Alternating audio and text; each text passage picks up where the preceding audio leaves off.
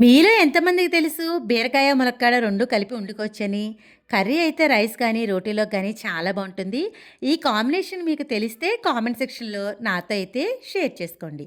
Stove on చేసి pan పెట్టి oil వేసుకొని, ఆనియన్, పచ్చిమిర్చి వేసుకొని, ఆనియన్ కాస్త ట్రాన్స్‌పరెంట్‌గా ఫ్రై అయ్యే వరకు మీడియం ఫ్లేమ్‌లో ఫ్రై చేసుకోండి. ఆనియన్ ఇలా ట్రాన్స్‌పరెంట్‌గా ఫ్రై అయిన తర్వాత కట్ చేసి పెట్టుకున్న ములక్కాడలు వేసుకొని మీడియం ఫ్లేమ్‌లో ములక్కాడలను ఒక 10 నిమిషాల పాటు ఆయిల్‌లో కలుపుతా ఫ్రై చేయండి. ములక్కాడలు ఇలా వేగిన తర్వాత నేను స్ప్రింగ్ ఆనియన్స్ వేసుకుంటున్నా. స్ప్రింగ్ ఆనియన్స్ లేకపోతే స్కిప్ చేసేసేయండి. స్ప్రింగ్ ఆనియన్స్ కూడా ఆయిల్‌లో ఫ్రై చేయండి. ములక్కాడలు వేగిన తర్వాత దీంట్లోకి కట్ చేసి పెట్టుకున్న బీరకాయ ముక్కలైతే వేసుకోండి. పావు స్పూన్ దాకా పసుపు వేసి పసుపంతా కూడా ఈవెన్‌గా కలిసేలాగా కలపండి.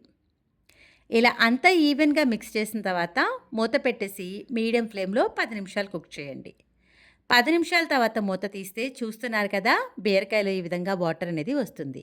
గరిటెతో కలుపుతూ ఇంట్లో ఉన్న వాటర్ అంతా దగ్గరగా అయ్యేంత వరకు కుక్ చేసుకోవాలి. వాటర్ ఆల్మోస్ట్ చాలా వరకు దగ్గర పడిపోయిన తర్వాత టేస్ట్‌కి సరిపడా సాల్ట్ వేసి సాల్ట్ అంతా కూడా ఈవెన్‌గా కలిసేలాగా కలిపేసుకోండి. కలిపి మూత పెట్టి లో ఫ్లేమ్‌లో 5 నిమిషాలు కుక్ చేయండి. 5 నిమిషాల తర్వాత మీ స్పైసీనెస్‌ని బట్టి రెడ్ చిల్లీ పౌడర్ వేసుకోండి. పాలు వేసే కూరలకి కారం ఎక్కువగా వేస్తేనే బావుంటుంది. కారం అంతా కూడా బాగా కలిసేలాగా కలిపేసుకొని లో ఫ్లేమ్‌లో మరొక 10 నిమిషాల పాటు కుక్ చేయండి. 10 నిమిషాల తర్వాత ములక్కాడలు ఉడకడానికి టీ గ్లాస్ అంత నీళ్లు వేసుకోండి. మరి ఎక్కువ కూడా వేయనవసరంలా. నీళ్ళంతా కూడా బాగా కలిపేసి మూత పెట్టేసి లో టు మీడియం ఫ్లేమ్‌లో వాటర్ అంతా దగ్గరగా అయ్యేంత వరకు కుక్ చేసుకోండి. ములక్కాడ, బీరకాయ కాంబినేషన్‌లో కూరైతే మట్టుకు చాలా చాలా బావుంటుంది. ఖచ్చితంగా ట్రై చేయాల్సిన రెసిపీ అనే చెప్తాను. వాటర్ ఈ విధంగా బాగా దగ్గర పడిన తర్వాత దీంట్లోకి కొద్దిగా పాలను వేసుకోండి.